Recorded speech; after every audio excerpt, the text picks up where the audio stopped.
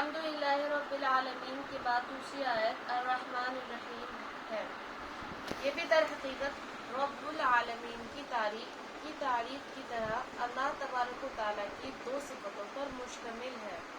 इसके माना है जो सब पर मेहरबान है और बहुत मेहरबान।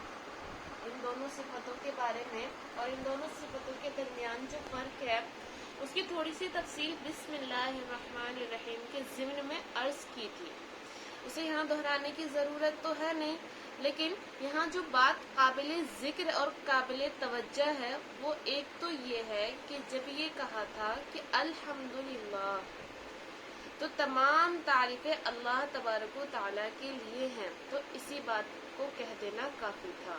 यानी इतनी सी बात भी काफ़ी थी कि तमाम तारीफ़ें अल्लाह के लिए हैं, वो तमाम तारीफ़ों का मुस्तहिक है। लेकिन अल्लाह तबारक व तआला ने इस सूरह फातिहा में हमें ये अदब सिखाया है और हमें एक तरह से तालीम भी दी है और हमारी समझ को मुतवज्जा फरमाया है कि अल्लाह तबारक व तआला जिसकी तमाम तारीफ़ें हैं उसकी क्या अहम सिफात हैं। उनमें से एक सिफात क्या है?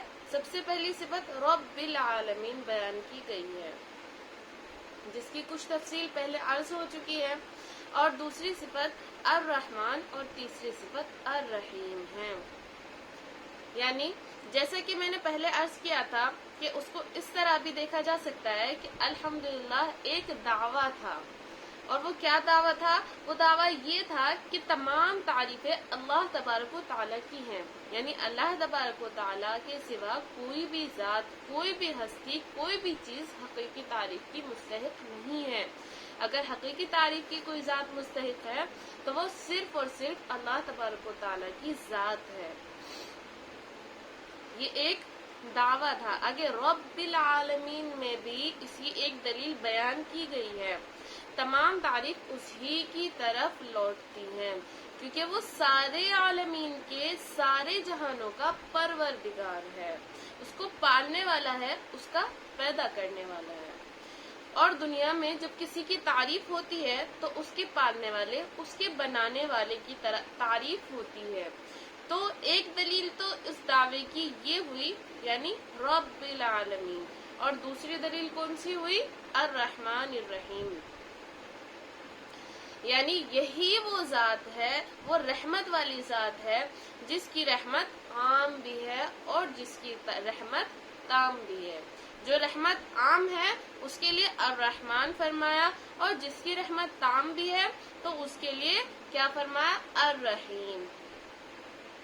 तो दर हकीकत काबिल तारीफ तो वही जात होनी चाहिए, इतनी जबरदस्त रहमत की मालिक हो कि उसकी रहमत सब पर वसी हो, और जिस पर हो वो बहुत गहराई के साथ हो, मुकम्मल तौर पर हो।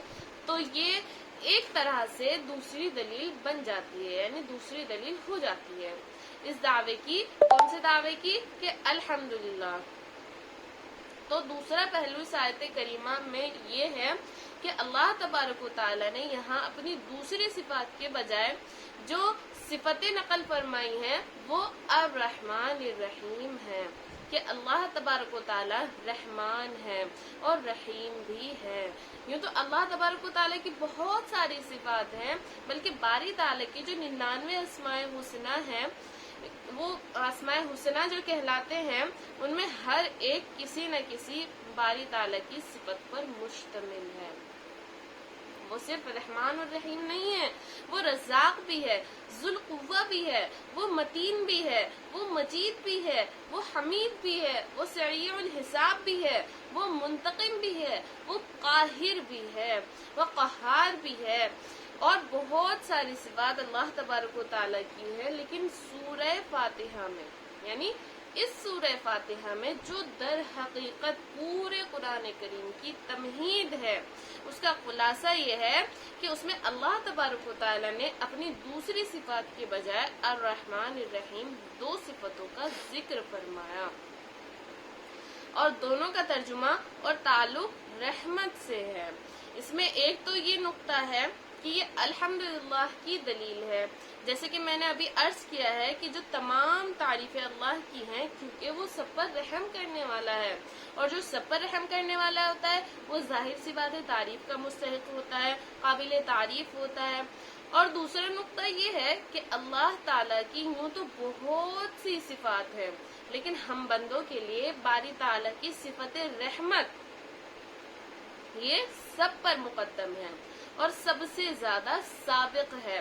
اس لیے حدیث قدسی میں فرمایا گیا، باری تعالیٰ فرماتے ہیں سبقت رحمتی علی غضبی، میری رحمت میرے غصے پر غالب ہے، اس سے سبقت لے گئی، یعنی باری تعالیٰ بندوں پر رحم کرنا چاہتے ہیں، اسی لیے فرماتے ہیں کہ ما افعل اللہ بعذابکم ان شکرتم وآمنتم، اگر تم شکر گزار بنو اور ایمان لاؤ تو اللہ تمہیں عذاب دے کر کیا کرے گا؟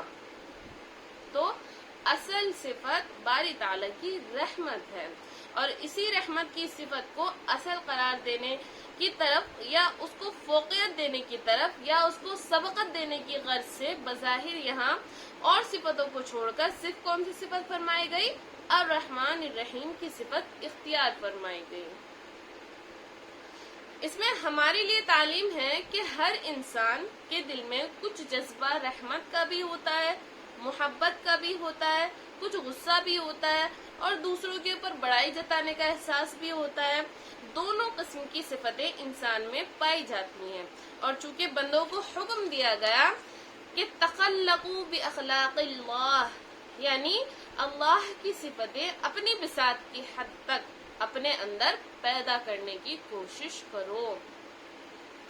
تو ایک طرح سے سبق یہ ہے کہ جب اللہ جل جلالہ کی صفتوں میں رحمت کی صفت سبقت لے گئی ہے غضب کی صفت پر، تو اے انسانوں، اے مسلمانوں، اے ایمان لانے والوں، اے اللہ اور اس کے رسول پر ایمان رکھنے والوں، تمہاری زندگی میں بھی تمہاری رحمت اور محبت کی صفت تمہارے غصے، تمہارے غضب، تمہارے انتقام وغیرہ کے جذبات پر غالب آنی چاہیے۔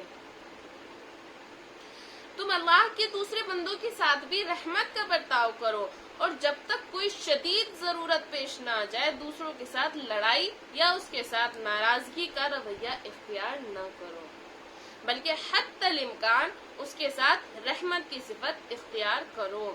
اس معنی میں ایک حدیث بھی آئی ہے، اور وہ حدیث ایسی ہے کہ پہلی صدی ہجری سے آخری صدی ہجری تک اس حدیث کی خصوصیت رہی ہے کہ جب بھی کوئی طالب علم یا جب بھی کوئی شاگرد اپنے استاد کے پاس حدیث سیکھنے کے لیے آتا تو یا حدیث کا درس لینے کے لیے آتا تو سب سے پہلے اس کو یہی حدیث سکھائی جاتی، اسی لیے اس حدیث کو حدیث مسلسل بالاولیہ بھی کہا جاتا ہے۔ یعنی یہ وہ حدیث ہے جو سفیان ابن عیینہ سے لے کر ہم تک اس طرح پہنچی کہ جب بھی کوئی شاگرد یا جب بھی کسی شاگرد نے آپ سے حدیث پڑھنے کی درخواست کی تو سب سے پہلے حدیث جو ذکر کی گئی ہے، جو اس کو سنائی گئی، وہ یہ تھی۔ اور اس سے اس حدیث کی اہمیت کا بھی اندازہ ہو سکتا ہے کہ مسلم معاشرے میں اس حدیث کو کیا مقام دیا گیا ہے۔ اس کو نتیجے میں سب سے پہلے یہ پڑھایا جاتا ہے، جس کا مطلب یہ ہے کہ اور باتیں بعد میں ہیں، یعنی اور باتیں بعد میں ہیں، پہلے اس حدیث کو سمجھنے کی کوشش کرو اور اس کو اپنی زندگی میں اپنانے کی کوشش کرو، اس کو اپنی زندگی میں اپنانے کا اہتمام کرو۔ اور وہ حدیث کیا ہے کہ عن عبداللہ ابن عمرو بن عاص قال قال رسول اللہ صلی اللہ علیہ وسلم الراحمون یرحمہم الرحمن تبارک و تعالی یرحم من فی الارض یرحمکم من فی السماء۔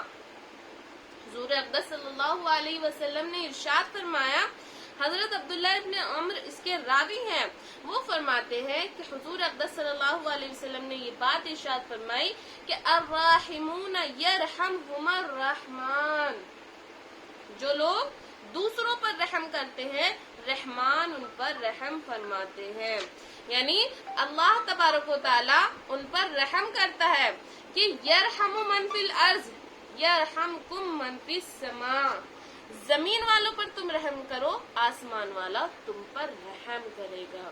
یہ بڑا معنی خیز جملہ ہے جو نبی کریم صلی اللہ علیہ وسلم نے ارشاد فرمایا کہ اے مسلمان، جب تم نے اپنے آپ کو مسلمان کہا تھا اور اللہ تبارک و تعالیٰ کی وحدانیت پر، اس کی ربوبیت پر اور اس کی صفات و جلال و کمال پر ایمان لانے کا فیصلہ کیا تھا، یا اس پر تم ایمان لائے تھے، تو پھر تمہیں اللہ کی اس صفت یعنی اس صفت رحمت کا کچھ عکس اپنی زندگی میں پیدا کرنا چاہیے کہ وہ رحمان تمام کائنات پر رحم کر رہا ہے، اس کی رحمت کی ایک جھلک تمہارا وجود بھی ہے اور تمہاری بقا بھی ہے، تمہاری صحت بھی ہے، تمہارا رزق بھی ہے۔